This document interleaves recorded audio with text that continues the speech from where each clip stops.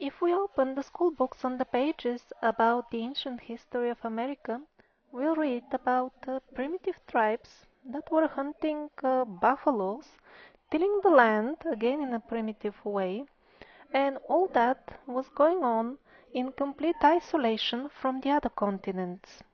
Furthermore, we were being assured that they were so simple that they didn't even know the wheel. Also, we are being provided with misleadingly incomplete information about what kind of people lived there and how did they dress. Yes, there were people like this, but also other people. This video is for those who wish to know the real history of America before it is sifted. This interesting artifact is exhibited in the Museum of La Paz, Bolivia. It has got two types of writing on it.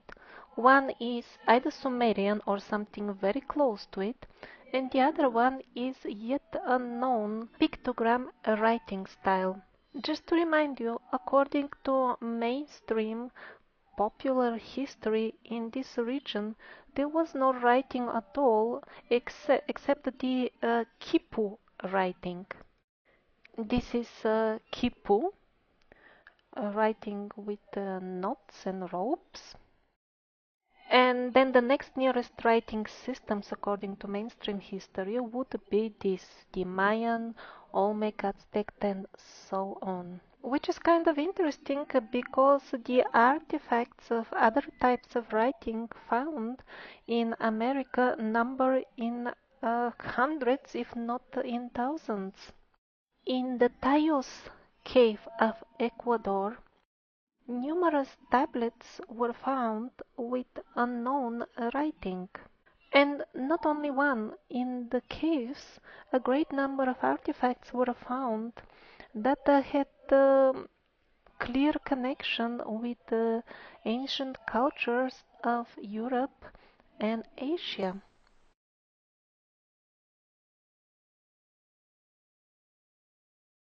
There were many gold tablets as well within this finding. These artifacts clearly do not belong to any of the cultures that are listed in the school books on America.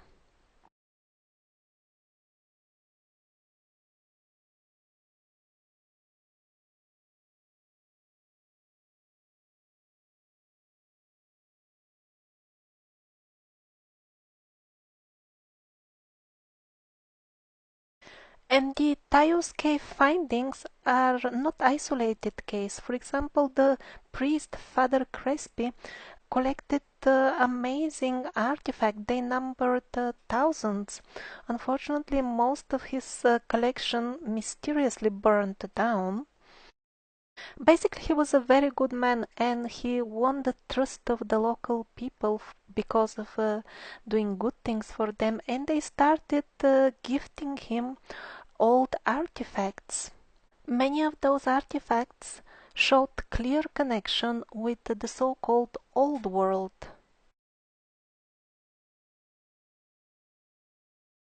And that shouldn't be a surprise, because the tribes in America are well aware about their brothers on the other side of the ocean.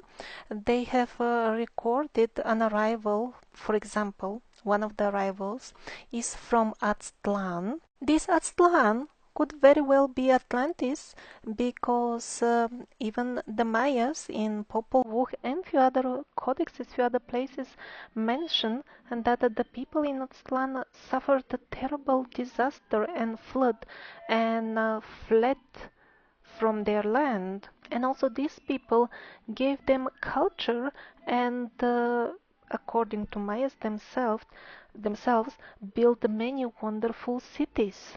Sylvan Morley has recorded ancient Mayan history where they themselves, the Mayas, tell us that some of their white brothers came from Atotlan, and that was on the other side of the ocean. The Atlantic Ocean In Popol Vuh there are even more detailed descriptions that not only people came from across the ocean, but regular connections were also maintained.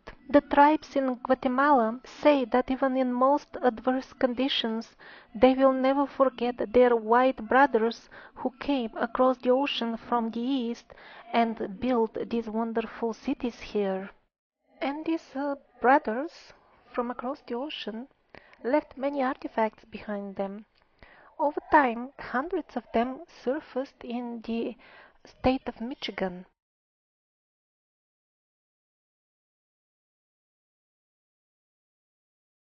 Another group of artifacts were found by Russ Burroughs some 2 decades ago in Illinois.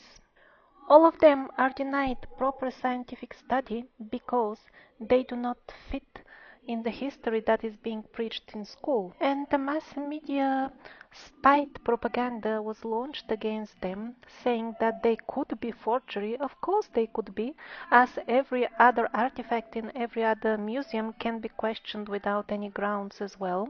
But especially the legitimacy of the Michigan tablets is very hard to dispute because they were found by completely different groups of people and they documented their findings in the most reliable for that time fashion. Namely, they would take the 10 most respected men of the area or the village where they were building, and those men were standing observing that indeed there was an ancient mound being opened and inspected, and after that they would sign that yes, I was present and I observed that this was not some forgery, but these were real artifacts excavated from the earth. By the way, this is the most interesting scene from a Michigan tablet. Here, a history lesson is depicted in an ancient classroom. I bet that the kids at that time were much better informed than our kids.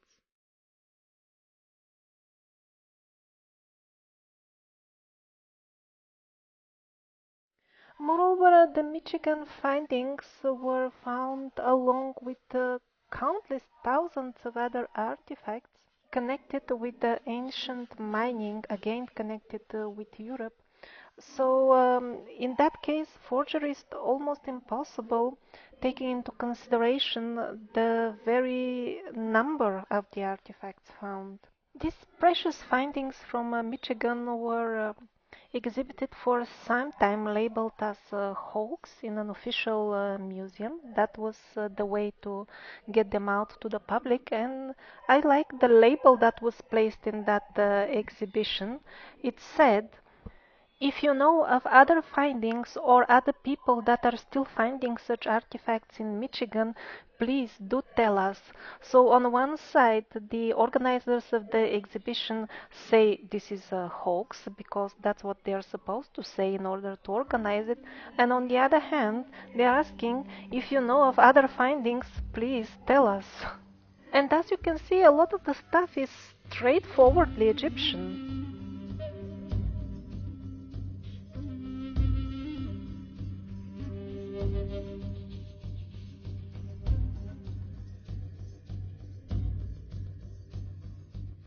This is found in West Virginia, same writing as we saw in Ecuador and in Illinois and many other places. So these are definitely not isolated artifacts. This is from El Salvador.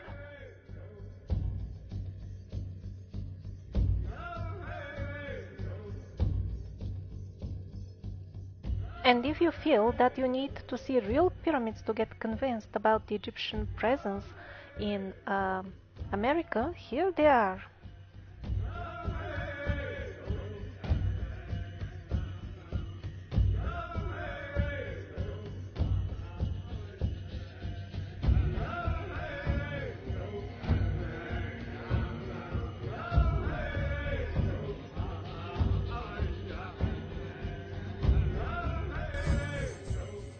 And as we covered earlier, the parallels between the building styles of ancient America and Egypt are too many to have evolved without any connection.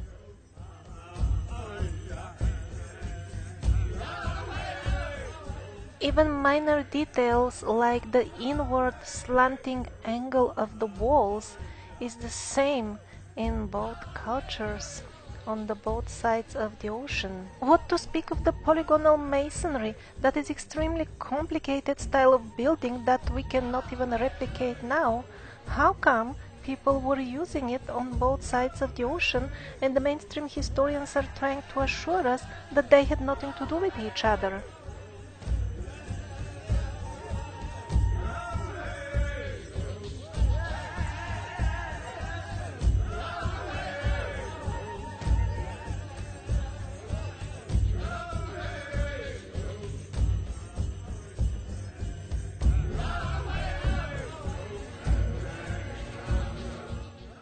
The Mayan arches bear remarkable resemblance to those of Ziggurat of Ur in Iraq.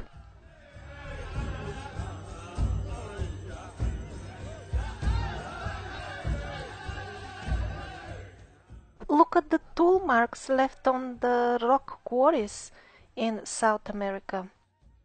Well, the Egyptians were using the same tools. And yet another artifact with Sumerian-like and other writings, Egyptian-like writings, this time found in West Virginia, in a mound, burial mound. There was a lot of Old Hebrew writing in the Michigan artifacts, and here are some from Ohio as well.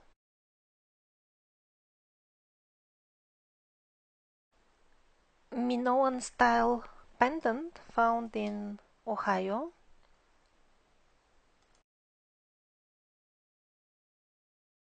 This is interesting.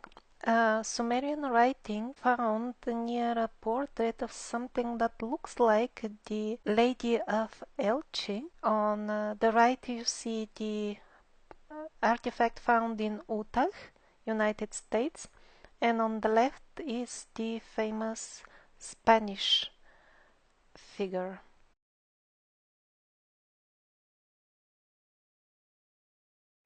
Now this really looks like a kangaroo to me, and it was found in South America. Another interesting pre-Columbian artifact from that region are houses, 4 or 5 stories high.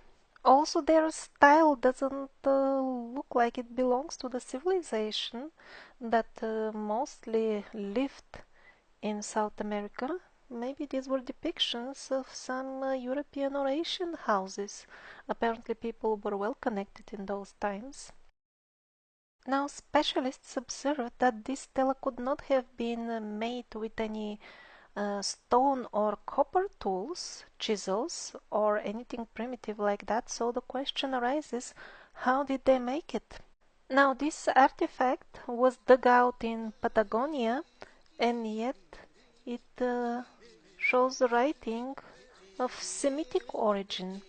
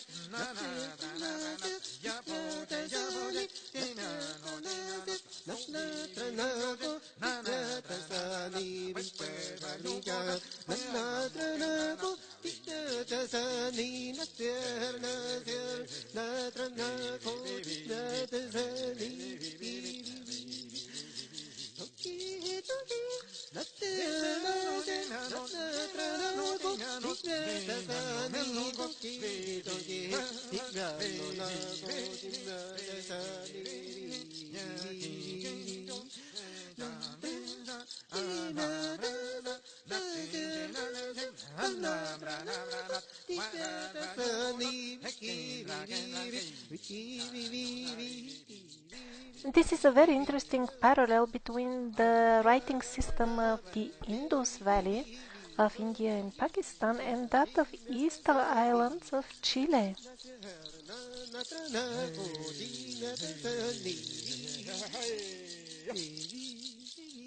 In the background is the Eastern Island writing, and on the front is the Indus Valley writing.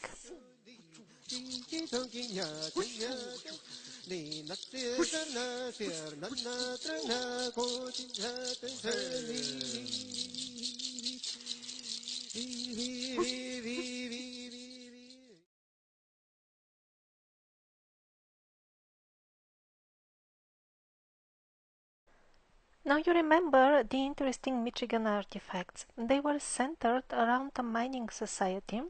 Copper was mined there. Big natural chunks of copper are found over there. This is an example of a big one weighing 3 tons. So many artifacts were found that even they had to build a small local museum. Many archaeologists were involved. It was difficult to cover up the full thing, so they had to come up with some sort of explanation. What is this all about? So the explanation they fabricated is like this. All this was done by some ancient tribe of hunter-gatherers, people who didn't even have homes. They were not yet advanced enough to have a settled life or any agriculture or any culture as such, and yet these people who didn't even have ceramics, they were supposedly manufacturing in industrial quantities these advanced tools, moreover in European style. These wild people didn't have any forks or plates or anything, and yet they were melting and pouring metal and shaping it in sophisticated tools. Pouring in what if they didn't have any vessels? Even many mainstream archaeologists frankly say that they find such dating to be ridiculous. And yet this is a vivid example how the school history doesn't even represent the opinion of even most mainstream historians. Link number 29 in the description points towards a nice lecture that explains the truth about these European actually settlers that were mining copper there in the antique America. Something else very interesting to watch is the work of Jim Vieira and Fritz Zimmermann about the enormous megalithic mounds found in large quantities all over America. The culture that was building those is also absolutely ignored and excluded from the school books of America. And it was the same culture that was building the same structures all over Europe as well. This photo is from Europe. The reason for ignoring full cultures, even when there are plenty of artifacts left from them, is that these cultures belonged to the people that survived from the old advanced civilizations. These people still had the technology to freely travel between continents. But the modern parasitic paradigm is trying to trick the people into thinking that the only way to have advanced technology and civilizations is to comply with their ideas and their parasitic way of life of pollution, war, lies, and violence. And all traces of advanced civilizations that could travel between continents and build amazing megaliths are simply ignored as much as possible. Here we see a blond boy amongst the Maori people. This is an old photo. This doesn't naturally occur in their race, but it happens because people were coming, people from Atlantis, or in America they called it Aztlan. They were mixing with the locals, they were helping them. There was a tribe in Dakota called Mandan Indians. They are now wiped out, but travelers who were in America a few centuries ago described some of the members of this tribe as light-haired and blue-eyed people. So apparently there were tribes of all races. Now this multi-racial tribe situation doesn't at all suit the fabricated history that is being preached in schools, and that's why all kind of clever methods are devised to distract the attention of the general public from the actual truth. And if one starts talking about Caucasian people in ancient America, that is immediately followed by loud screams that are supposed to make the Caucasian people feel guilty and feel that they are robbing the natives out of their glorious history. In reality, it is the history fabricators who are disrespecting the history that the native people are keeping about their white brothers. The history fabricators are working hard to erase the memory of everybody of the times when the native and Caucasians were friends. The parasites have driven the Native Americans in reservations and have simply stolen their land. On the other side, they are actively trying to convert all Caucasian people into their parasitic paradigm and scam them into believing that the only path towards progress is plundering most shamelessly the riches of other races and then bombing their countries to death and destruction. And while all that is going on, we are cutting everybody together, led by the parasites, cutting the very branch that we stand on by poisoning the very planet we live on. The only way to put an end to this suicidal path of ours is to get back to the old ways, the ways that were shown to us by the survivors of Atlantis and Hyperborea. When those survivors arrived in America, they taught their knowledge of amazing megalith building and many other things to the locals. They did not kill or plunder the locals.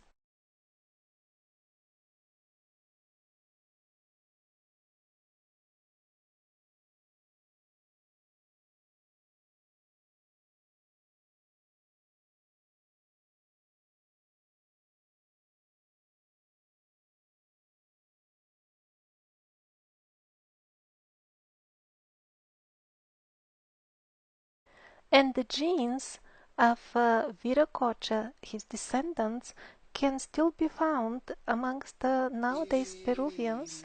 You see the girl with the blonde hair? Some more blue-eyed Peruvian gods.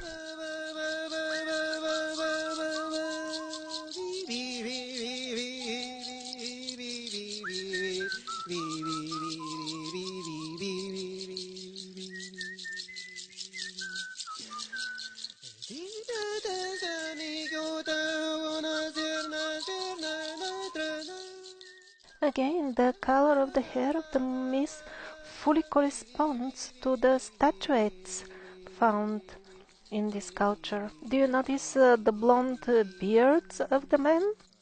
And as usual, Atlantis slash Hyperborea fashion band on their forehead. Well, the last few photographs were Caucasian mummies from Peru, but it's not different in North America.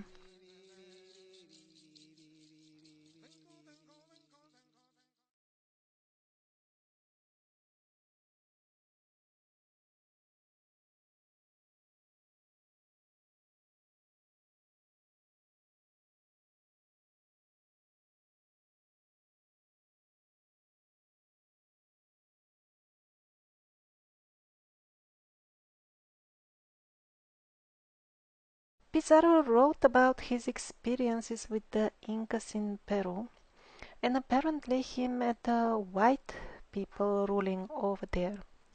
Unfortunately, as usual, the original of his writings is not available. It has disappeared. Only copies are available. But even after undergoing parasitic edition, Here and there, some useful information does transpire in his writings.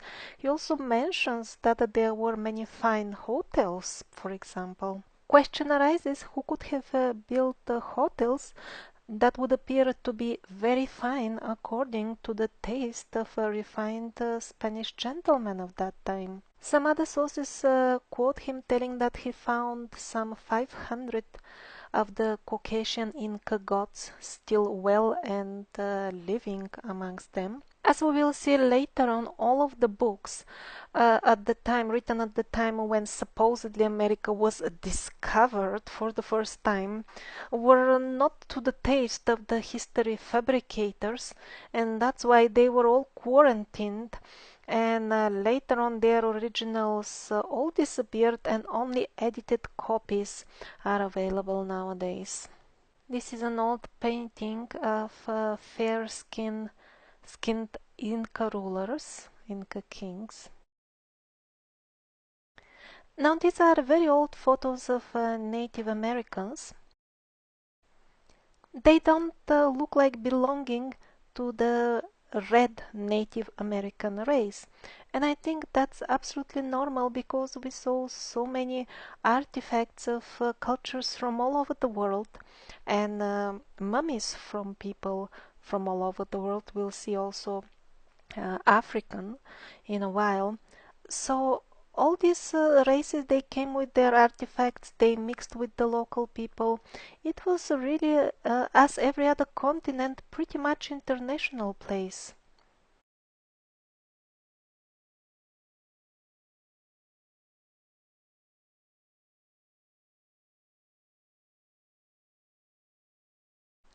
Some Seminole Indians in their traditional outfits, they look as if they have come straight from Europe. The double-headed eagle, that is one of the main state symbols, the emblem of the Empire of the Survivors, that we'll review in the next few episodes. Now, this is a very, very interesting archaeological site in Brazil. The stones of which this wall is made are some 30 by 40 meters. Some of them are 40 meters long. I don't even know, is this from the earlier waves of the survivors, or is it something even pre-survivor time? For example, this inscription is found in that region of Brazil, but the Brazil regions are rather large, so it doesn't necessarily mean they're connected. It's almost impossible to find any information about this place. I found out about it from a Russian website where I found its location on these maps. They also had a couple of photos of it and a short reference, and recently they removed even that. They removed the photos and the reference links. I tried to find it on Google Earth. I'm not sure I did, but at least I found the region. I don't even know what is the name of this site. As far as I understand, there is a nature reserve near it, or it is included in the nature reserve, where tourists are taken, but I see a lot of touristy photos from nearby locations. I'm getting the impressions that they are not even bringing the main groups of tourists over here. This is the tourists' information that is available, and I guess that is what they show, formations that are nearby and look natural. When I say look natural, I'm showing kind of doubt, and I'm doubting because it's kind of an odd that somebody would make a wall like that just out there in the wild, and there is nothing else around it. Moreover, it really becomes clear after looking at the pictures that some sort of terrific force destroyed, kind of bombed this site, this wall. Stones don't break naturally out of erosion in this fashion, So who knows, maybe the other very interesting stones in the vicinity are simply leftovers of that bombing.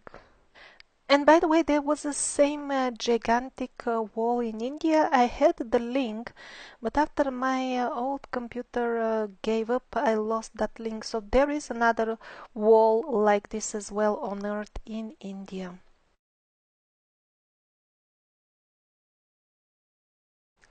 Similar situation can be encountered at many megalithic sites in South America. We see the chaotic small stone primitive Inca masonry around amazing polygonal masonry. This scene is a perfect example of the contrast between the building techniques that were brought by the survivors to South and North America and everywhere else in the world. But since the Incas and basically all other tribes were building in this primitive fashion, can we really categorize them as primitive altogether? Actually, it depends on the point of view. From the point of view of the survivors who landed there, yes, the tribes could have been somewhat primitive, but only from the point of view of technology. But compared to us, the modern people, the general modern people nowadays, the tribes that we call primitive were actually in some aspects more advanced than us. And again, by tribes, I mean the tribes that were primitive in relation to the survivors. The thing is that the astral perception of those tribes, of those people, was far more developed than that of the modern person. Actually, most of us nowadays barely even know what is this. It is vaguely present somewhere there, and maybe the closest term we have is intuition. Só alegria. Só alegria. Só por cima. Só na frente. Só na frente. The modern people nowadays have been artificially forced into a small tiny box of existence, which is a part of the existence as well, but it is extremely limited. Furthermore, they are getting daily, hourly assurance by the mass media that there is nothing outside this box, so don't you think about venturing out there. But the tribal people were well aware and well connected with the worlds outside of this box. Those people were regularly in touch with beings from the other layers of existence.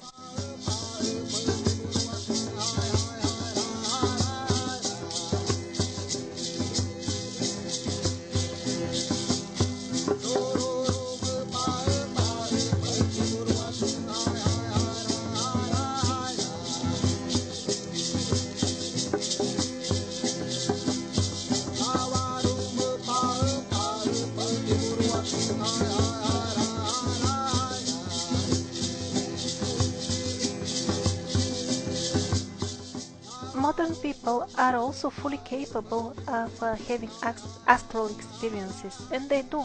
A very good example are the near-death experiences. There are thousands of them, and they are very well documented by reliable doctors. Countless people, while their body is in the state of clinical death, report seeing things, seeing what is happening, and after that it has been very well verified that indeed they report seeing details that they shouldn't have known about if they were really just their body.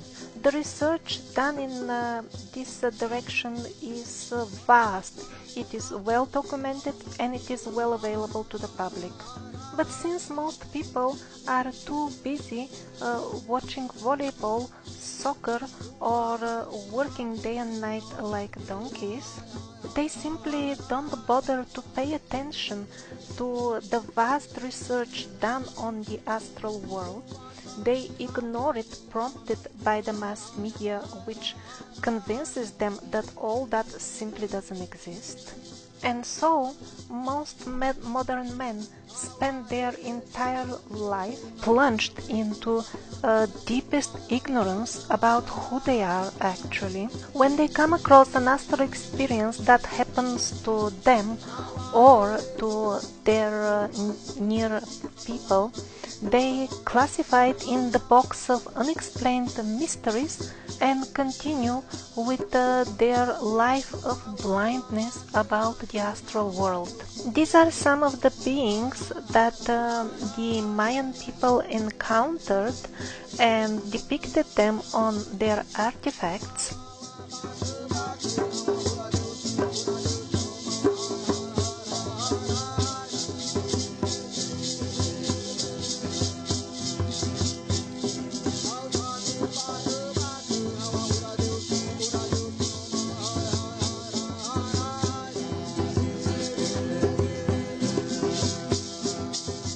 But since the mass media is hourly convincing the people that there is nothing astral out there anyway because it cannot be, this is what they're showing to the tourists from the place where these artifacts were found, and total silence about the astronaut images. I myself spent some year and a half with the wild tribes in the Amazon forest, and it was the period of most intensive learning in my entire life. I saw things that I didn't even hope or imagine I could see ever in my life, although I was into yoga and spiritual practices since childhood. The feeling I got is as if my entire life before that I simply walked with closed eyes. Everybody can start using their astral vision within this lifetime, but not until they continue watching TV. Constant listening to the so-called facts presented by the mass media will wipe out not only your memory about the real history of the planet that you are born on, but also the memory of who you are actually and the amazing capabilities that you possess.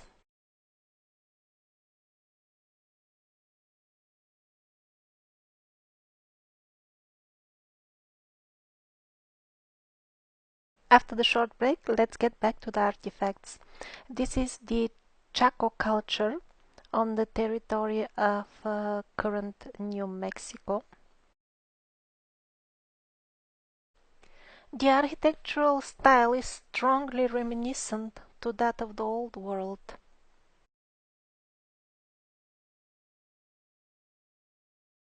And so are the dwellings of the Anasazi Indians from current state of Utah. And now we are in Peru, South America. These are the remains of the dwellings of the Chichapoya people, the red-haired Caucasian mummies that we saw earlier. Their buildings also remind us of the Kurgan style building in Europe, for example. And also we saw earlier the parallel with Great Zimbabwe archaeological site. Now William Niven, he discovered a whole new culture very near to Mexico City, some 30 kilometers. It had its own pictographic writing. It had very impressive buildings. You see the wall now, it's quite high. See the small person for comparison. So in other words, those people were quite advanced. He collected some 40,000 artifacts from the location. That is quite a solid museum by itself. And what happened after that? The artifacts are no longer available. Some of them are in museum vault in US, others are in private collection, and yet others are nobody knows, and at the end they're not available for research. Their photos are barely available. I could find just 2 or 3. Basically that full culture didn't fit in the picture that they're trying to impose upon us about the primitive Indians banging their heads with stones. A very typical situation. Artifacts missing the full culture, not included in history, no mention in mass media, history channel and things like that, and at the end basically people don't know about it.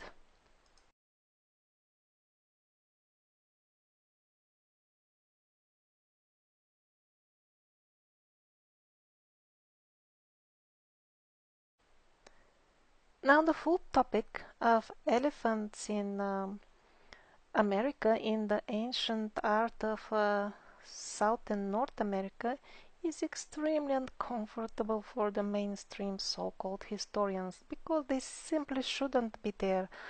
The primitive Indians shouldn't know about these things. There were no elephants in America, nor there are now. People were traveling freely in that time. They were well informed. They were in touch with Africa. They knew very well about elephants, and that's why they depicted them all over America. This one is from South America.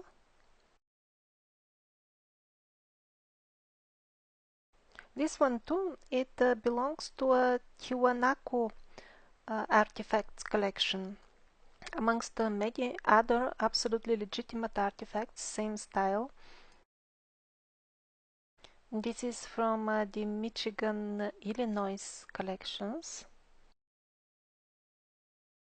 This one again, South America, Peru, I believe. The Mayas even used the elephants in their writing. And the elephant connection is just one out of the many, proving the regular, well-established connections between both Americas and Africa. The famous Olmec heads, featuring obviously African features. Also, the people were depicting on their paintings people of the corresponding color. There were black colored people in America as well, along with the red Native Americans.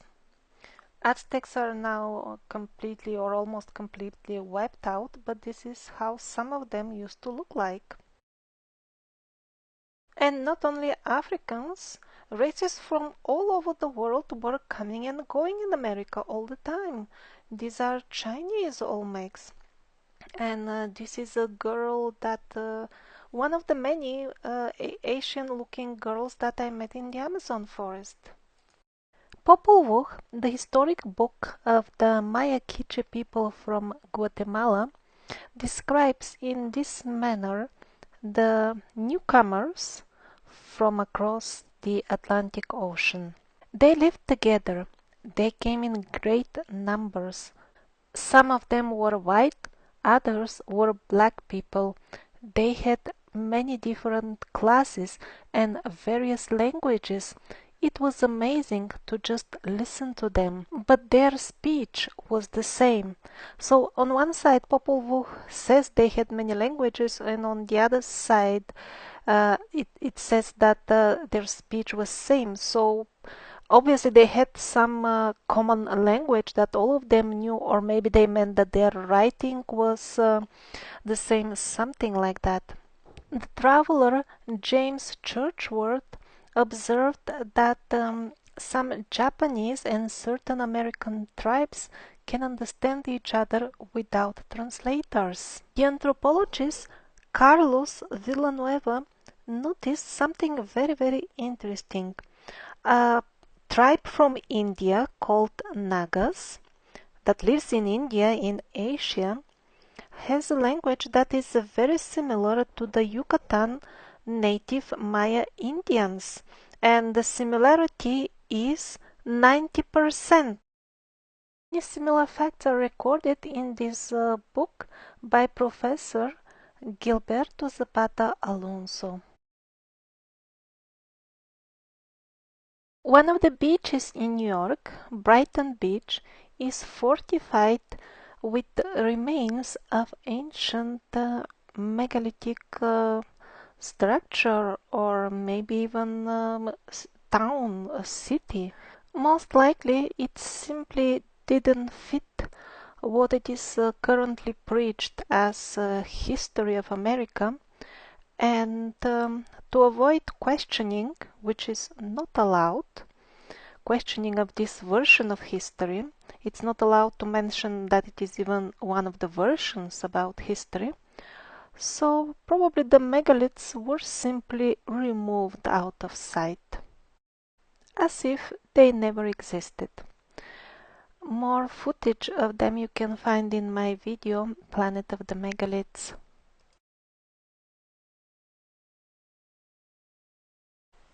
I hope you are already asking yourself the question, how on earth did this history of America that we find in the school books even come to existence? It doesn't fit neither the history that the native people have about their past, neither the artifacts that are found all over America. How did it even appear?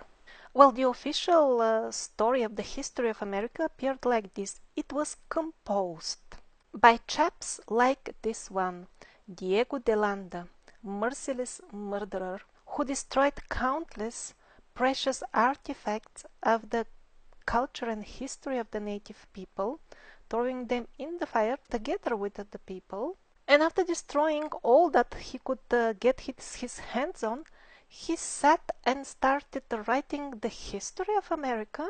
And of course, all his literary compositions are now taken to be pure truth without the need of any verification. It is his books exactly that are the main cornerstone of the mainstream current history of America. In the 17th century, the military forces of the Reformation reached America. The European Reformation was most cruel war. It was a pure military action against the real history and the old paradigm of peaceful existence of the people. It is very mistakenly represented nowadays as some sort of movement not to have church bells and organ music and to have the Bible translated into modern German. And because of all these intellectual ideas, the population of Europe was largely wiped out, means cruelly killed. And those same military forces arrived in America with the same intention, to destroy all old books, old knowledge, and old artifacts, and to introduce with force their new parasitic paradigm. No wonder that their prime target were the old books and the old artifacts. Their job was much easier in America. They managed to kill large amount of people, especially the keepers of the truth, so there was nobody to speak anymore. The fabrication of the history was just in the hands of few chosen people, and that was very easy to manage. They were explained, they were told what are they supposed to write and what they should not write, and that's how it was done. There were Caucasian people, Christians living in America long before the arrival of Columbus. So it is not that the European people as such caused out all this, it was the Reformation process. This is what they wrote. The Caucasian people from Europe that came with the Reformators were very peaceful, godly, good-hearted people and compassionate, but it was all those strange natives, native Indians, who for some unknown reason were trying to fight them. Strange. Invaders are coming, stealing their land, killing them, burning their artifacts and all that. And isn't it strange that the Indians were fighting back? Well, that's how it was presented in the earlier writings of the so-called historians. And well, the patience of the good reformators, that's how they present the things. When they run out of patience, they started, well, killing the Indians. How sad! Well, not all native Indians were killed. Some of them survived, and the compassionate reformators took such a great care of these people. They gave them blankets to get covered in the cold. And how? What a bad luck! And again, so strange. The native Indians started dying after using those blankets. Well, they were infected with disease. US was formed in year 1776, and that is right after the last pieces of the empire of the survivors were swallowed by the newly formed country at that time called Russia in Europe, and that we will cover in the next few episodes. Before that, both the American continents were officially territory of this empire. Later on, as the time went on, and people who were living witnesses of these events died, later on the history was shifted to look completely different. That US got its independence from England. Indeed, at this time, the England could finally start influencing the American territories, not stopping to influence them. When USA was initially formed, it was basically consisting of free people who still had the survivor lifestyle, more or less, although in a very eroded form. And that is why the people at that time had much more freedom than they have nowadays, when the parasitic paradigm has been successfully installed in the society. Even though the empire of the survivors ceased existing at that time as a country, still the people were the same, and many of them were fighting for their old values. And that is why even the official takeover of the continents by the parasitic forces was not instant. For example, Alaska remained a long time under survivors' control, so to say, even though their country was devoured by Russia, which was a newly manufactured country designed to swallow some territories of the last pieces of the survivor empire, not the full empire. So at that time, the Romanov dynasty, who were insurgents and placed on the throne in Russia by the West European cunning politic maneuvers, they of course agreed to simply give Alaska to United States as they were ordered. That's why they were placed there, to fulfill orders. Now, this is a very interesting atlas, part of Encyclopedia Britannica, the most authoritative print in London at that time. And here they depict various continents with excellent accuracy. You can see even the tributes of the Amazon River are very accurately depicted, although it is extremely difficult to get there even nowadays and make an accurate map on the ground. I mean, if you do it on the ground level. So they could send scouts out there in the heavily flooded areas of the Amazon, but what we see in North America, it says with big letters, parts undiscovered. Really, what was stopping them to go over there? Was it the reed boats of the native Indians? I doubt that very much. What was stopping them was still some military forces left from the empire of the survivors. That's why they could not get access there still. Small part of the native inhabitants of the continents remained alive after all these horrors caused by the Reformation military forces. And to wipe out their memory completely, they were freely provided with alcohol. After accepting the parasitic paradigm, now they are freely invited to share its fruits. Popol Vuh is a Mayan old codex that is often cited as historic record as well. But please be careful. The original is again missing. It seems it was uncomfortable for the history fabricators because in Popol Vuh were very clear descriptions how the native Indians were connecting with their Catholic uh, kings overseas from the east across the ocean. Such references were unbearable for the reformators. That's why I don't know if they get their hands on actually editing this book, but surely they declare that all Christian references in it must be later on added. When I say Catholic with F, please don't confuse it with the Catholic. The original Christian faith before it got divided into Catholicism, Orthodoxy, and all kinds of other editions was called Catholic, which means the right one.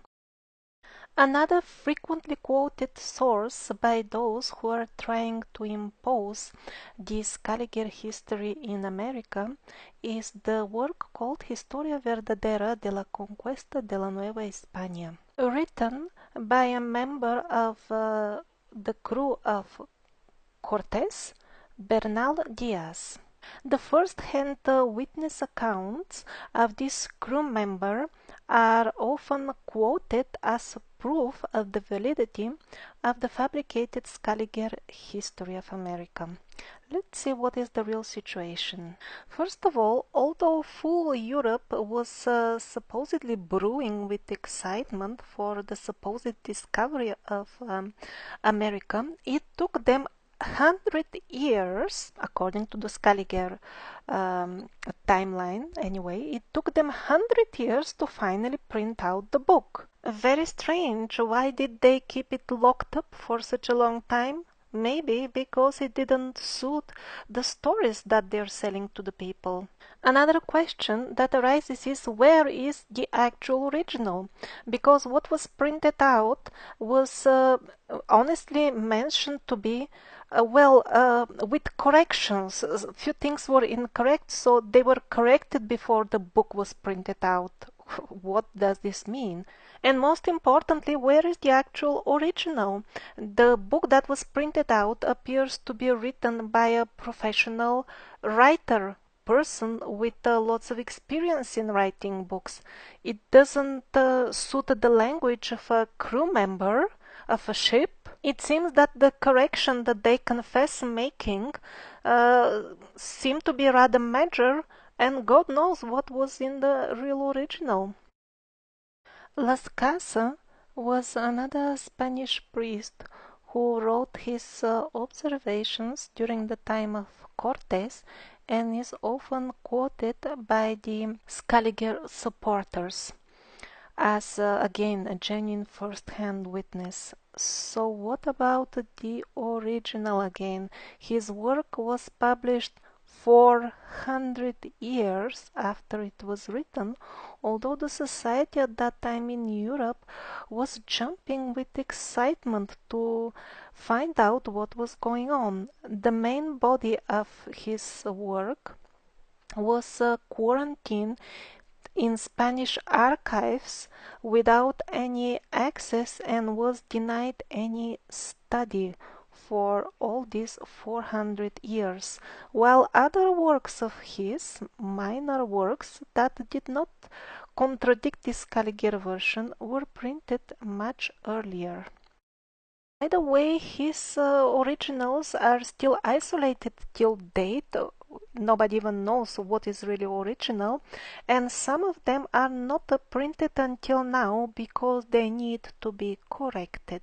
Another author that is often cited as a witness to the events of the discovery of America was actually born much later on, and if he wrote something, he must have heard it from the stories that were already seeded in the society. I have never owned a TV set myself, but sometimes I visit people who have. And I will never forget a very moving documentary that I saw at somebody else's house. And the documentary was about the Hopi Indians. There was still one very old lady alive, and she was telling her first-hand witness of the time when people were living traditionally. The normal lifespan was 120 years. The members of the tribe would still maintain their vitality, very good looks, teeth and hair for all this time. When the so-called advanced people from the government came, they very brutally instituted the new rules, the new beliefs that the Hopis were obliged to accept, and also chemical poisons were mandatory introduced. Well, they were called medicines, modern medicines, and within one single generation, the Hopis degraded and became like the rest of the world, aging early and having a lot of sicknesses. She also remembered that those who refused to accept the new beliefs were simply killed. The most knowledgeable people, the shamans, and those who were most expert in maintaining the connection with the benevolent gods, were killed. That is an excellent example about how quickly the human body is designed to adjust to new paradigms. As soon as the Hopis started believing in the new things, that they were poisoned with the new beliefs and accepted the chemicals, within one generation they degraded. Their bodies degraded. And the same will apply on our way back. Now that the humanity has started slowly taking the turn towards the old beliefs, towards the old paradigm, once we stop believing in the parasitic ideas about existence and we stop being administered chemical poisons from the skies and within our food and water supply, the changes can come very fast within one generation. This Scaliger version of history assures us that the native Indians didn't know about the wheel and were not using it. Very strange that many toys were found all over the American continents that run on wheels. This is a very interesting site in Chile. A full valley is covered with geopolymer blocks, or you can prefer to call it cement or concrete or beton, whatever you wish. Well, I wonder who made that. Needless to say, there is not even a mention of it in the official history of the Americas.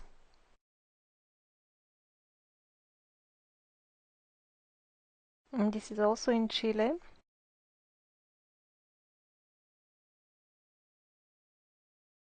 Similar site is located in Thailand. Again, it seems that the full beach is covered with concrete slabs.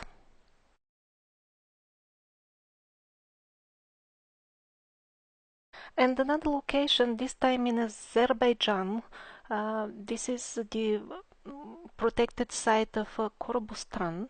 I could not find convincing photos, but people who have been there claim that this plateau on the top is covered with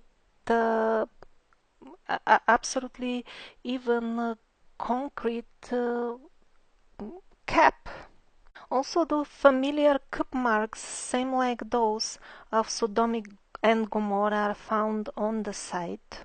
Was bombing going on here as well, same like Sodom and Gomorrah? Also, the stones seem to be molten, that have melted for some reason. This is again qobustan. And also this is an UNESCO protected site, means even the country itself cannot dig there and conduct any research because it is protected.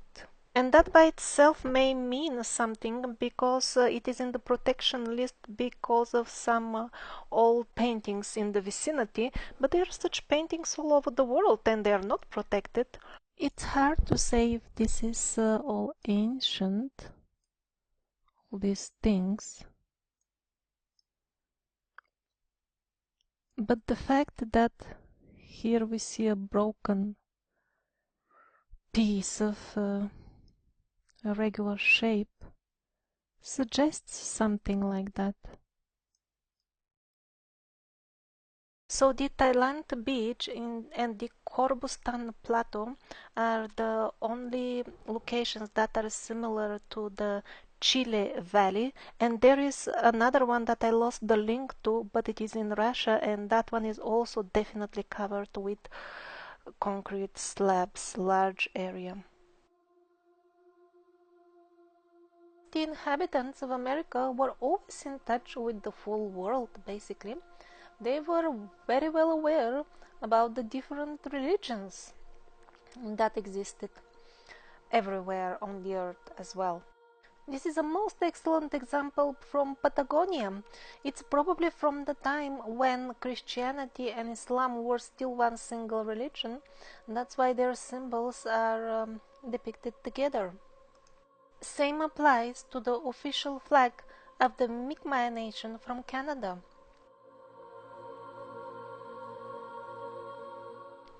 The crescent symbol is very often depicted on the shields and other attributes of the native warriors.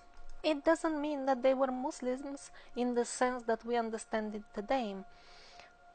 These were old times. At that time, Christianity and Islam were still one, and these were not only religious symbols, they were the symbols of the empire of the survival, the national symbols of the country.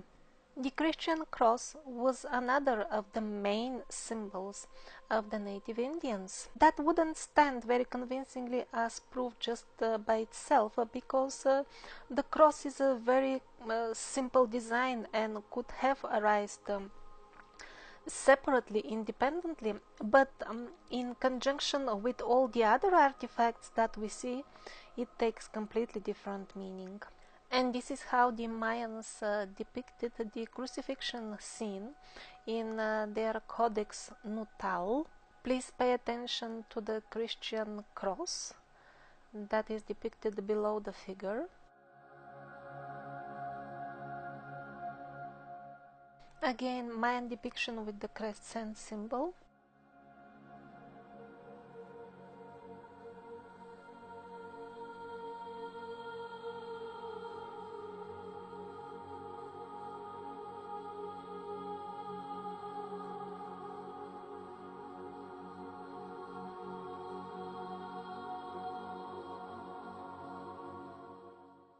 This is the map of Tenochtitlan belonging to Cortes himself, and over the city of the natives we see a clear flag with the double-headed eagle, the same double-headed eagle that was the symbol depicted even on the chests of the Roman emperors and is still on the emblems of many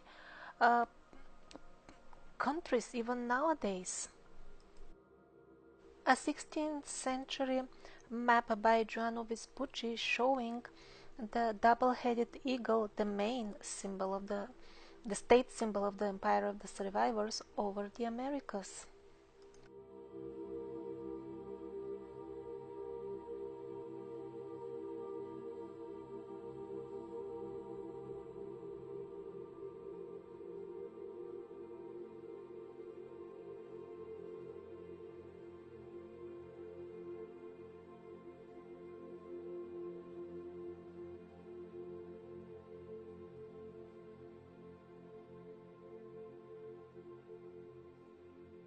We are being repeatedly assured that all this stuff is colonial, it must be colonial, but sometimes when we see the Cyrillic letters on these artifacts, maybe that's not true.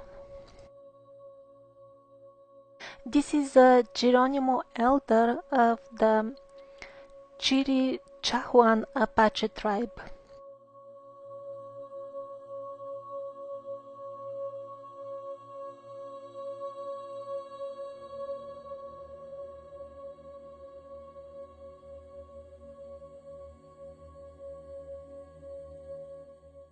There is a very interesting book that tells us about the Christianity on the American continent before the arrival of Columbus and all that. It is called the Book of Mormon. But because this book does not agree at all with the Scaliger version of history that is being preached in the schools, that's why it is declared by the modern so-called historians as having no historic value at all. Actually, the book was written exactly at the time when the new history was being implanted in the society, the Scaliger version of history, and is kind of a mixture of old sources, but there is also a bit of Scaliger fantasy inside it. So it is a very curious writing from a historic point of view. This is yet another trick that is applied to books that do not follow the Scaliger fantasies. They are declared as having no historic value.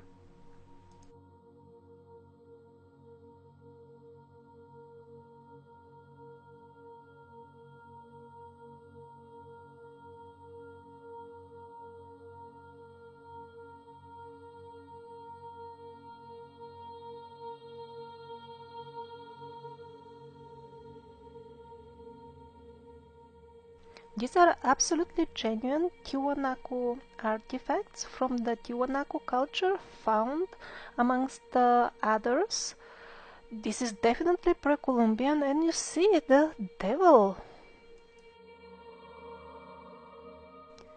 Yet another Christian cross, and this is from Michigan. It's obviously a crucifixion scene.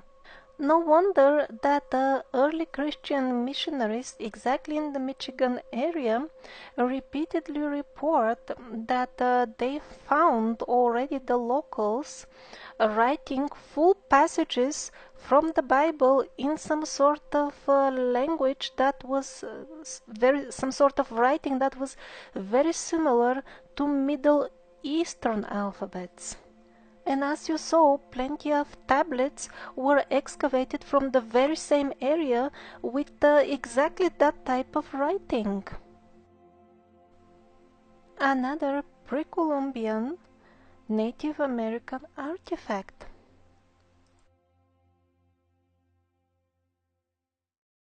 Garcilaso de la Vega was the son of a Spanish conquistador and an Inca noble lady born in the early years of the conquest. He tells us about a very precious and special artifact that the Incas were keeping with great reverence. It was a white marble Christian cross. After they were defeated by the conquistadors, that cross was taken away from them, but even the Spanish respected it greatly without having any doubt at all that it is a Christian cross, and even built the main cathedral over there to house this cross. So obviously the Incas were very well aware about the Christianity even before the Spanish conquest. Peter Martyr d'Angers is one of the many who confirms that the native Indians knew very well about Christ when the missionaries already arrived. He gives as an example the Cozumel Islands in the Yucatan Peninsula. He says, they had an image of Jesus Christ and were bowing down in front of him. They knew very well about the Holy Trinity as well. They also knew how God manifested in flesh in the form of His Son. There is no end to the artifacts confirming the constant connections between the old and the new world. Now here we start the so-called Roman section. Although Roman is a bit misleading because what we call Roman Empire was just one of the provinces of the Empire of the Survivors. These coins were found in Ohio.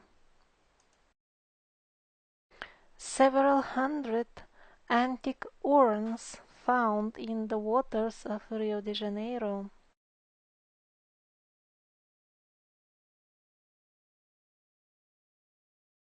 And all these antique style ruins were found in America. There are a lot of antique aqueducts in America, mainly concentrated in Mexico. These are those very same so-called Roman aqueducts in Europe. The style of building is the same, the technology, absolutely everything is one-to-one the same. And yet these Caligari supporters are trying to convince us that these are colonial structures, although as far as I understand, the one aqueduct in Mexico, in the capital, is clearly connected to the ancient city. But even some of the others, if they are not clearly connected with ancient pre-Columbian cities, still their very construction poses a lot of questions. What does it mean that they are categorized as colonials? Did those conquistadors and the reformators who came to plunder and kill and destroy everything, were they building antique structures in their spare time? I beg your pardon, but just look at this construction. Do you see the ants on the top? Those are human. This is gigantic. This requires advanced engineering knowledge that you don't acquire just by crossing the ocean as a priest or a conquistador. This construction is managed by engineers who are already well experienced with this, who belong to a tradition that has been building this before in Europe. Just look at the structures. Is it really that difficult to connect the dots and figure out that it is the absolutely same culture that built the absolutely same things in Europe, did the same thing in America? Moreover, they are equally preserved, so we can also conclude that they were done more or less in the same historic period. I don't really understand how it can make sense to anybody that this could be colonial. What did the missionaries do? Quick courses on antique building techniques? And it is the same with the antique statues that are found all over South America. They were also in the North America, but they took them down. Officially, they are also labeled as colonial, but these are clearly antique, what most people call Roman style statues. Look at the helmets, look at the spears.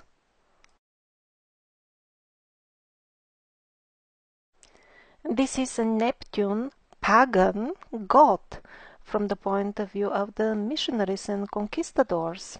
So did those absolutely fanatic missionaries who were burning people alive with their books because they were pagan, did they in their off time, in their free time, wear miniskirts, forget that they're Christians, and build statues of the pagan gods? It's not just Neptune, also many ladies that cannot be called decent according to Christian standards. They are barely wearing anything. Also, these aqueducts were built by somebody who cared for the local population, and the conquistadors and the missionaries did not care for it.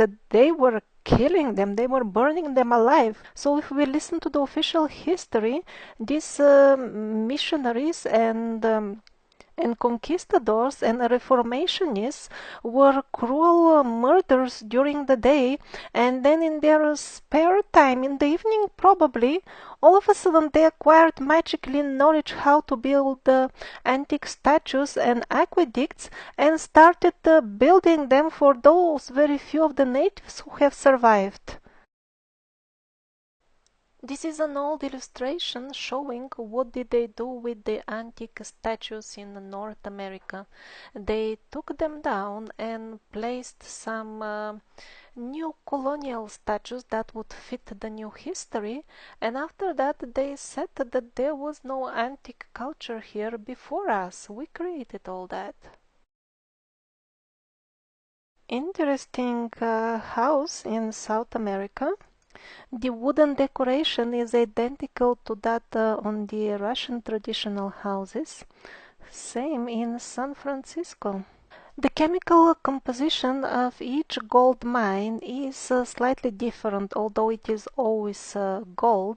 It is slightly different, so by having a piece of gold, it is possible to determine where did it come from. So no wonder that some ancient Russian artifact surprised the scientists who were testing them, because the gold was from Peru.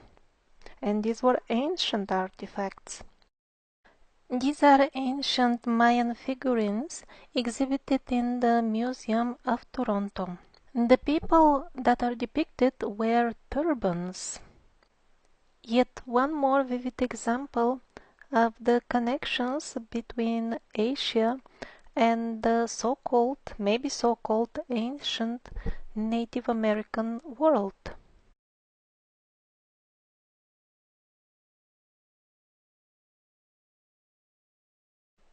Now the friend of the fellow with the turban on his right side is having a snake figure on his forehead, very similar to what the Egyptians wore. And a few more examples of unusual headwear amongst native Indians. And the people who are having those turban-like things on their heads are also sitting with their legs crossed like in Asia.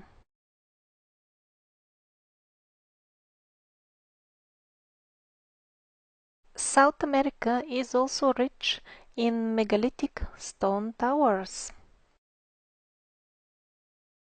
Officially, it is considered that the purpose of their existence is unknown, and there are many of them, just dozens and dozens next to each other. Same situation like these towers in Tibet. They are also very high, also with unknown purpose of existence, and also many of them are found in groups.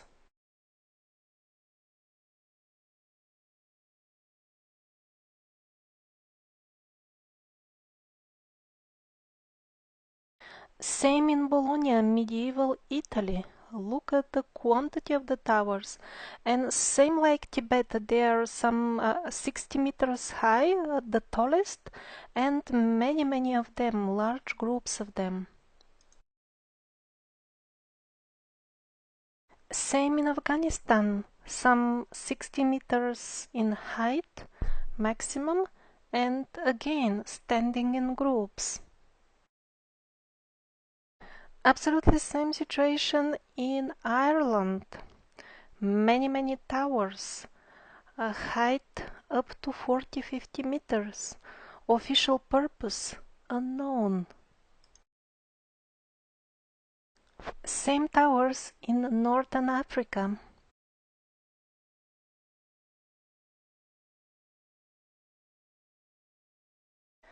Teotihuacan is a very famous tourist attraction, but 99% of what the visitors see is the fantasy of the restoration teams who thought that it must look like that, and so they rebuilt it in this fashion. As far as the advanced knowledge that the people who built it, the tourists are pointed out towards different stars that could connect to different elevated platforms. But in reality, there are so many stars and so many platforms that one can fantasize endlessly about such meanings. And after being confused in such way, miss the main point. Some of the main points can be seen on the backside, where some of the original blocks are still to be seen. And these are same style, enormous megalithic blocks with very fine work on them, as if they have been cut by some sort of advanced tools or cast out of geopolymer. In both cases, these were people with advanced technical knowledge. And who were those people, namely? Well, according to mainstream history, those were the people like this, living in this sort of huts. While in the residential area of the old Teotihuacan we see completely different. We see large platforms covered with 5 centimeter thick cement. Even the walls and the floors of all houses are covered with thick layer of cement. In the original writings of those who excavated the city for the first time, we read that even the ceilings above the wooden frame there was a thick layer of cement as well. So why are we being told that the hut residents built Teotihuacan? Is there any sort of research or basis for these stories that we are being told?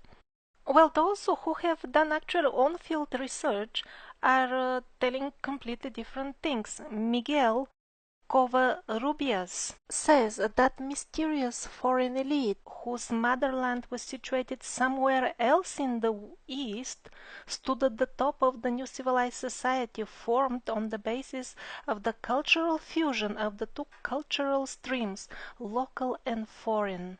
Now that makes sense. The rough primitive work, that is typically local style, and the perfectly shaped blocks, yes, that is foreign influence. So actually many historians are doing their work, it is simply not included in the proper history of the school books, that's all. Next, the Swiss explorer Sigvald Line, who many years conducted excavation on the territory of the city, says the local population was altogether driven out from the valley by some unknown alien people, who over time created a brilliant civilization of the classic era.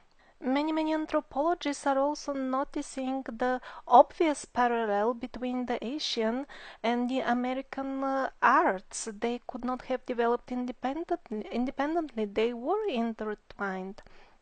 Paul Rivert, Jose Imbellione, Carl Gentze, Leonard Adam, many of them.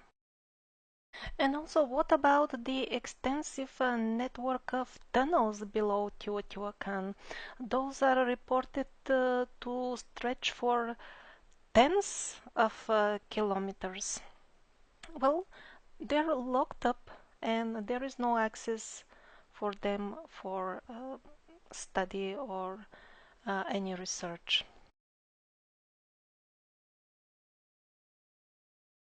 An interesting Mayan archaeological site in Mexico is Palenque. In the famous Temple of Inscriptions, a couple of images are found where it seems that the people wearing spacesuits and using sophisticated technical equipment could be depicted.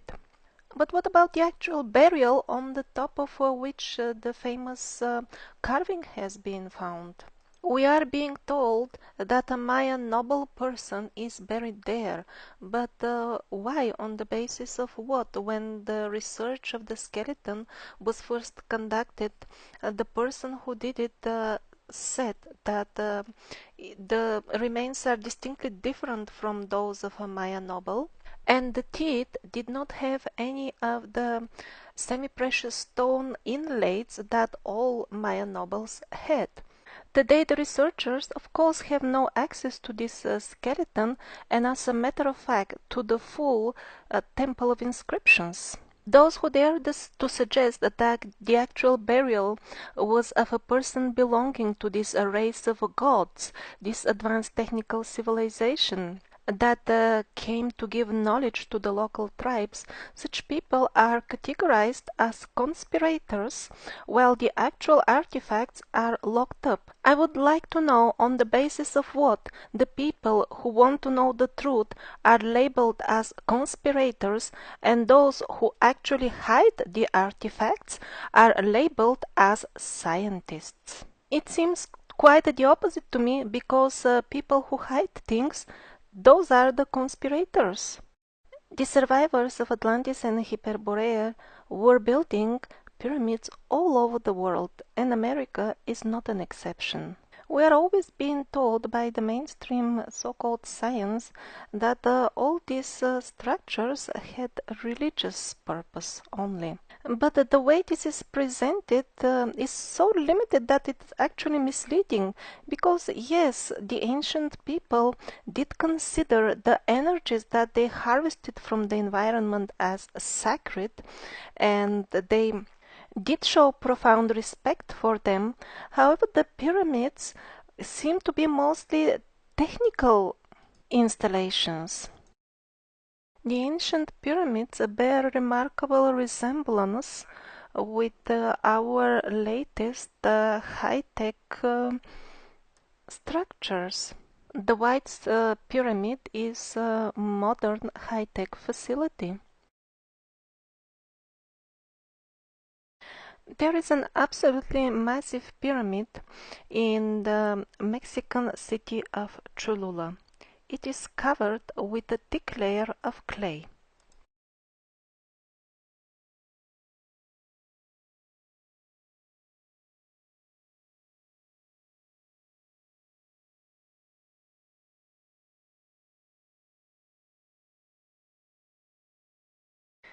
According to mainstream history, this pyramid was first discovered in year 1910.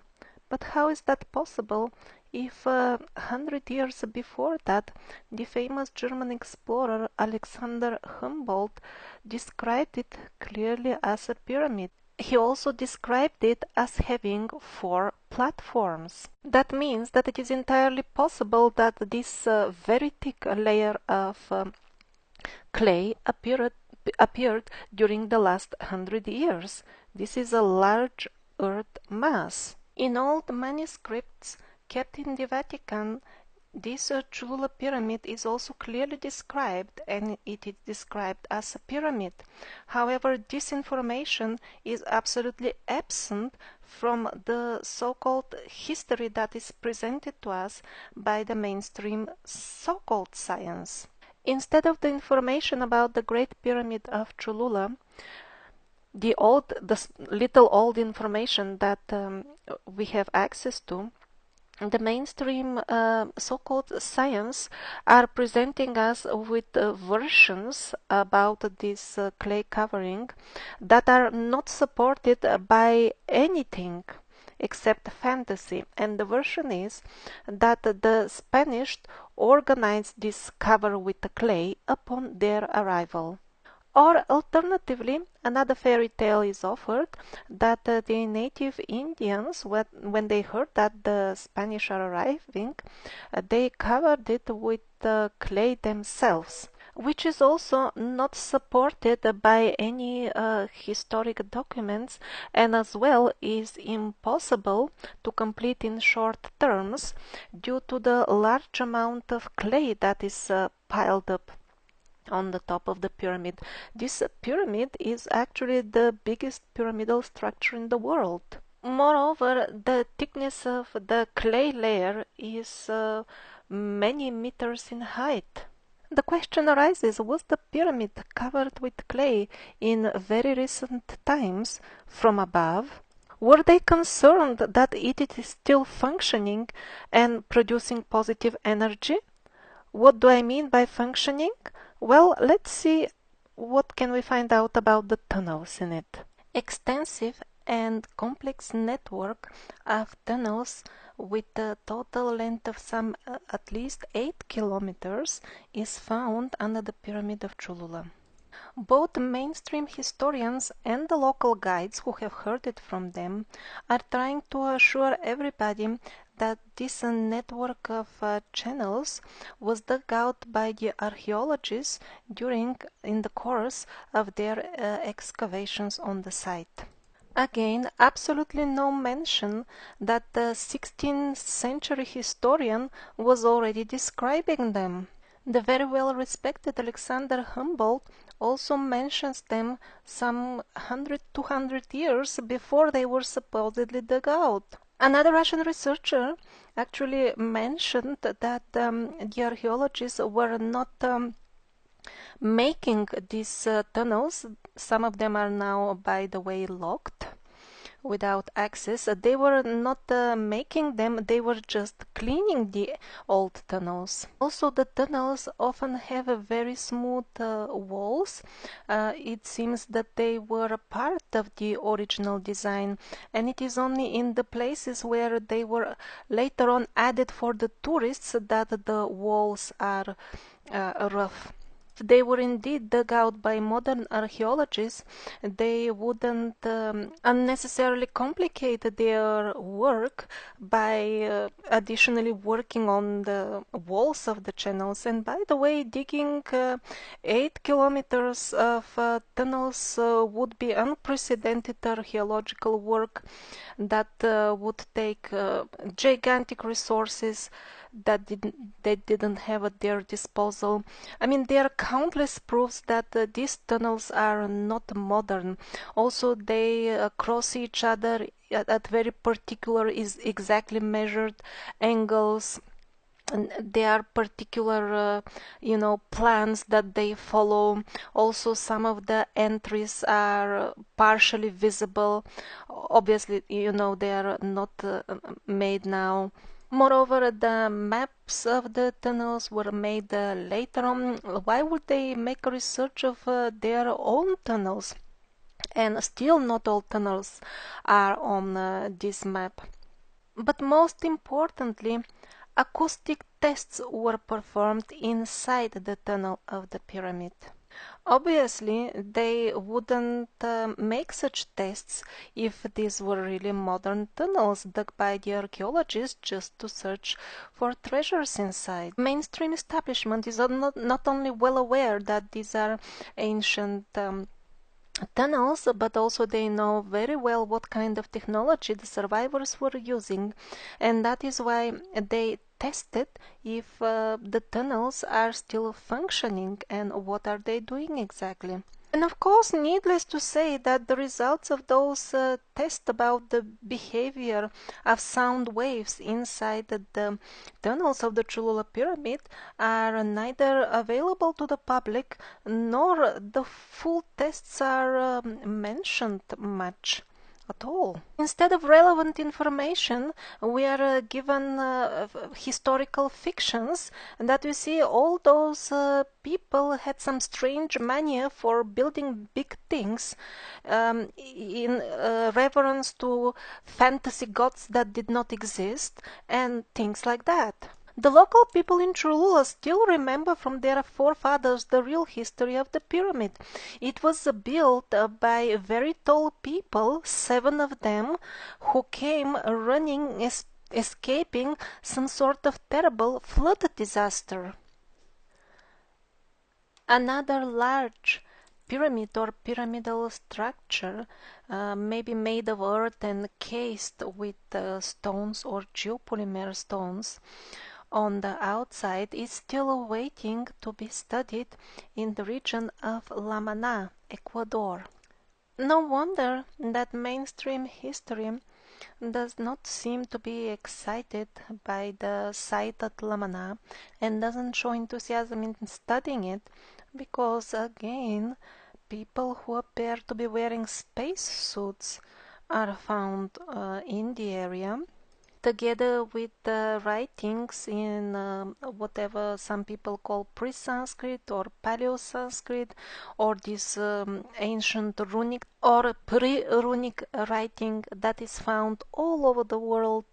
In other words, even if they find a small bone that they can name somehow to have some connection with the human history, they will make costly documentaries and broadcast them on the main channels, conclusively proving that's what we were, namely animals and nothing else. And when artifacts are found suggesting that we were divine beings with amazing powers, mainstream so-called historians just pretend that they do not exist, and the purpose of all that is to make this out of us. That program was successfully implemented by the means of the mass media, and this is what nowadays humans have been turned into.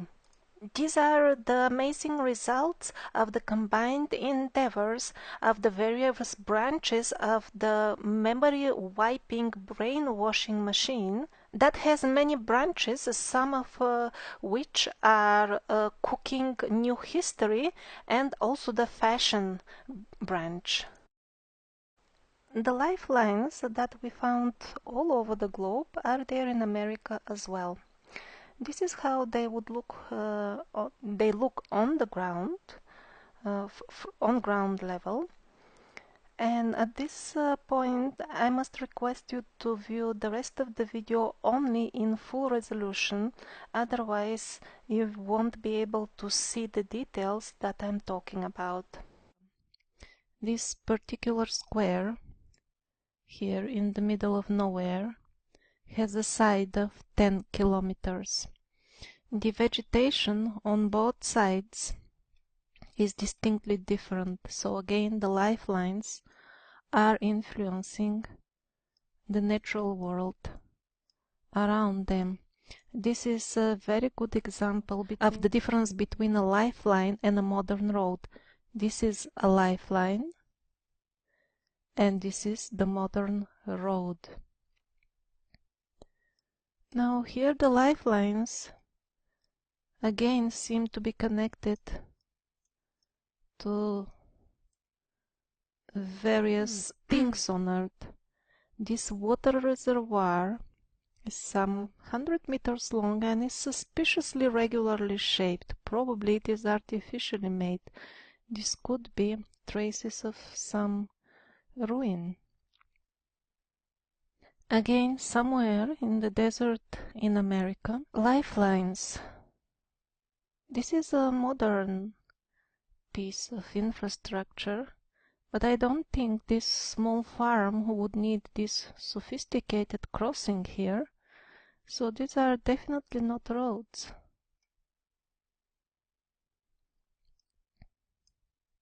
These are definitely not roads. Quite an interesting place, one triangle, then something strange here, which seems to be a new water dam, modern, next to one that we have inherited from the survivors, because most likely these are ancient ruins. And then yet another triangle with modern infrastructure on the top of the older one, probably. The thickness of these lines is 100 meters, so this is gigantic.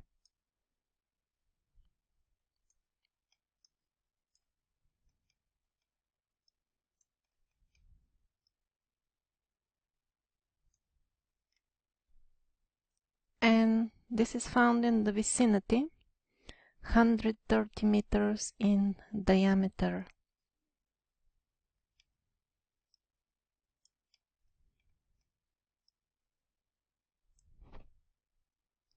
Remains of an ancient dam out there in the desert now, but this has been a river once upon a time, and at that time there were people who were building dams. Again interesting, Where the plateau has eroded all around, there are no lines, but where the old surface has survived, there are lines.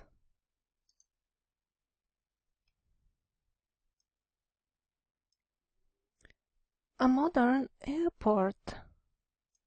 But has it been built on the remains of an older structure?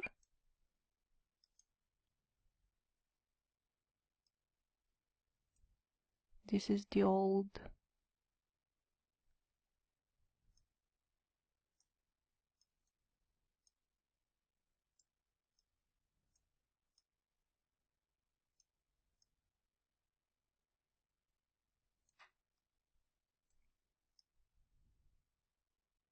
Probably the old terminals were here. Is this another old runway that didn't get a modern airport made on it? The width of the runway here is some 20 meters.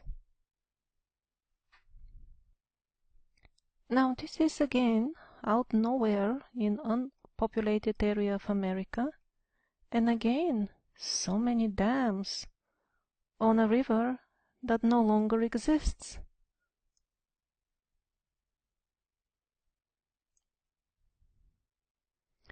They are over a kilometer long, each of them. We see some complex also. Maybe they were built over time as the river was getting smaller and smaller or something like that. So many dams. Some figure here.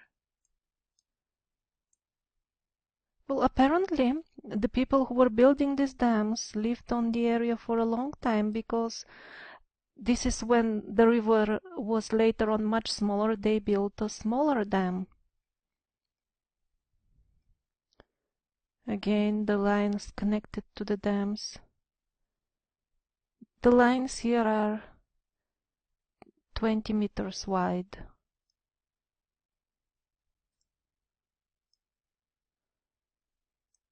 And this is old infrastructure. This is in the middle of nowhere.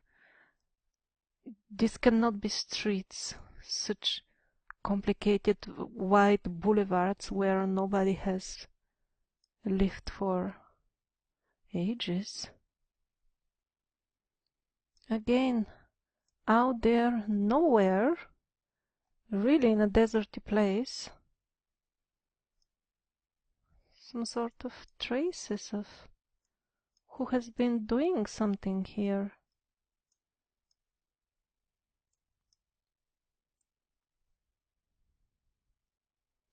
Now this is in the cold regions of Canada. Very interesting. The lines are on land that is now partially submerged. So there is no question of car roads, most obviously.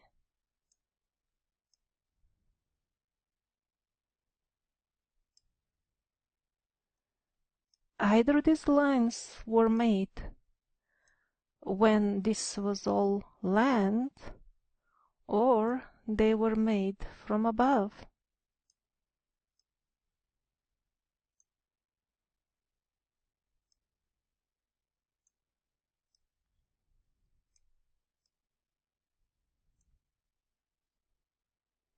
Still in the same region, and this is this line is at least some 10 kilometers long, out there in the dense forest. Who is making that? Who is maintaining it? All these uninhabited regions of Canada seem to be all marked by this line. For example, this one goes on for at least 6 kilometers. Dead straight line. I mean, if this was something modern done by the forestry department or something like that, it would follow the terrain. It wouldn't be dead straight. But it is.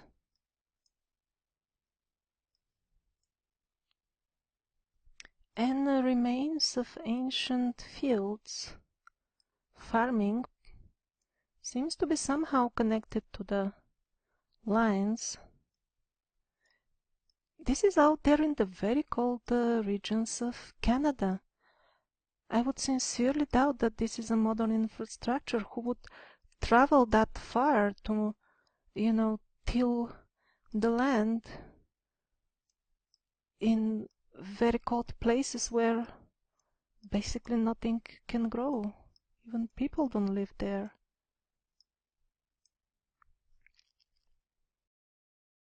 And of course, the most famous part of the lifelines are the Nazca lines in Peru.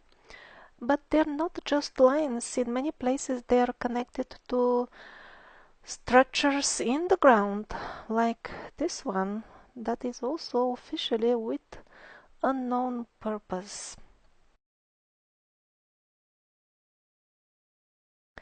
At places, the lifelines turn into geoglyphs. All this is in America, even this Indian Sri Yantra. This is in Oregon and is huge. The side of the square is 20 kilometers. And it all continues underwater as well. This is off the coast of America. The people who made the lifelines also built a lot of canals, especially in the coastal cities of America. There are plenty of them. Also very nice link, full website about the ancient canal builders under number 27 in the description. Do you notice the straight lines of the inside canal? We have inherited that from the survivors. But again, it really seems that some areas have been submerged in very, very recent times. And that is why now the canals are only visible as deeper places underwater. These images are from Florida and California, mostly San Francisco, and in both places we see something very similar, partially submerged canals and some strange dots along the canals. Now the same dots are found as geoglyphs in the area of Titicaca in South America. And this is how these North American canals look on ground level. Really, most likely that the ocean level was much lower when they were built. You see how they are partially submerged, and also on whatever is relatively more elevated, then the modern infrastructure has been literally built on the top of the old one.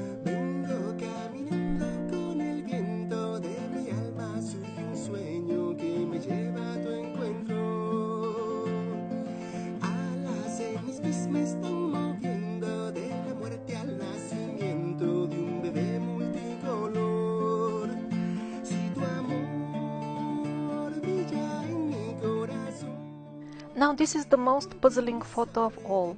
This is how it looks on the ground level, those areas that are semi-submerged now with canals and signs of human activity in older times. We still see the electricity poles sticking out. So, since how long are we using electricity?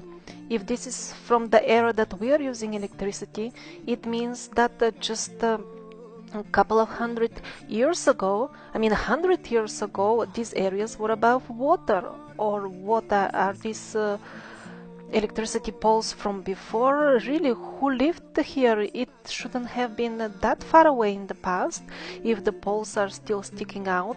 And officially the water levels did not rise so much in recent times.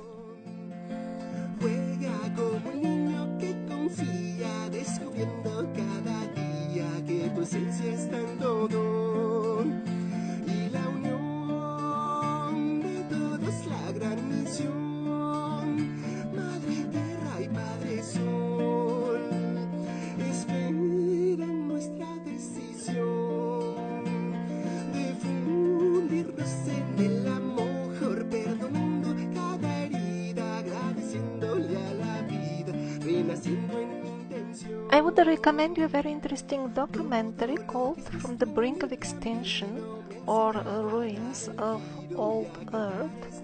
It is found under link number 25 of the description.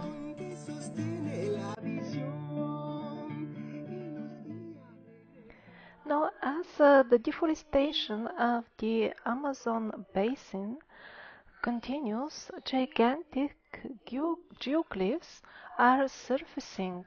Now, sometimes the height of these structures can reach 20 or more meters. They're made of earth only, and they're fully consistent with the descriptions, the oldest descriptions that we have about the inhabitants of the Amazon basin. They had amazing rich culture. They had buildings built out of some sort of maybe geopolymer or something. The first travelers called them stone buildings, but stones are barely found in that area, so it could have been geopolymer, and it was very densely populated. They had amazing, beautiful cities, and there were so many of them that the banks of the river, as the first travelers were sailing along, were black from the crowds of people that were gathering.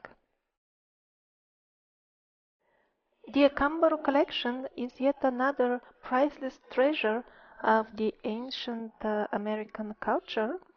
Unfortunately, it is absolutely denied any scientific research because they have been declared as forgery based on an article that was published in a very prestigious scientific magazine, where a so-called scientist announced that he did spend a day or two viewing the collection and decided that it is not genuine based on facts that he listed, and those facts are sheer and obvious lies that anybody can check, like that they look newish, that they are not broken, that they have no earth remaining on them, and many other straightforward lies. He has obviously not even studied the collection because it consists of some 40,000 items. It was only some Russian researchers recently that managed to open a couple of the sealed boxes, again sealed by the government officials. Why are they sealing if these are supposedly modern forgeries? So within just a couple of weeks, they managed to photograph and only view very briefly only 2,000 items. So how could that so-called scientist claim that he has studied them in a day or two? We will have a full episode about the coexistence of humans and all kinds of interesting dinosaurs. To understand fully why the history of Americas has been distorted in such a monstrous way, please view the earlier episodes of the Survivor series, and especially the one that deals with the specific point in history where a small group of Jesuit monks simply substituted the history of the entire planet with historical fiction.